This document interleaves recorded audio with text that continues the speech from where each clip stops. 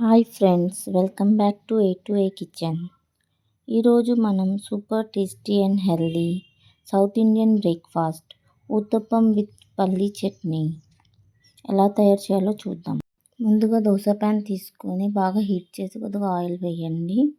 ఉత్తప్పంకి normal idli బ్యాటర్నే వాడాలి. Batter కొంచెం థిక్గా ఉంటే సరిపోతుంది. టాపింగ్స్ కోసం కొద్దిగా ఆనియన్స్, పచ్చిమిర్చి, జీరా, క్యారెట్ వేసి కొద్దిగా ఆయిల్ అనేది వేసుకోవాలి. లిడ్ని అలా కవర్ చేయాలండి. ఒక 2 మినిట్స్ లో ఫ్లేమ్లో కుక్ చేసుకోండి. నెక్స్ట్ దాన్ని ఫ్లిప్ చేయండి.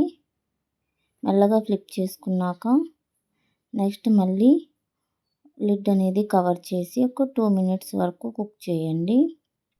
ఎంతో టేస్టీగా ఉండే soft, fluffy, colourful uttapam ready అయిపోతుందండి.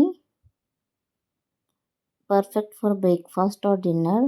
ఒకసారి మీరు కూడా ట్రై చేయండి, చాలా టేస్టీగా ఉంటుంది. పల్లీ చట్నీ కోసం ముందుగా కడాయి పెట్టుకుని 2 టేబుల్ స్పూన్ ఆయిల్ వేసుకొని కొద్దిగా పల్లీలు అనేవి వేసుకొని స్టవ్ అనేది లో ఫ్లేమ్లో పెట్టుకొని ఒక 2 మినిట్స్ వరకు రోస్ట్ చేయండి.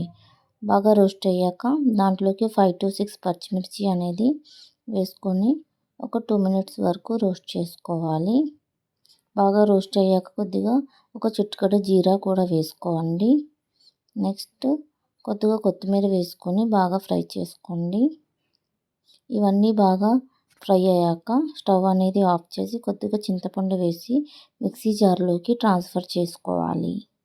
నెక్స్ట్ కొద్దిగా ఫ్రెష్ కొబ్బరి అనేది తీసుకోవాలి. సాల్ట్ అనేది మన టేస్ట్కి తగ్గట్టు వేసుకొని 4 రెమ్మలు వెల్లుల్లి వేసుకొని బాగా గ్రైండ్ చేసుకోండి.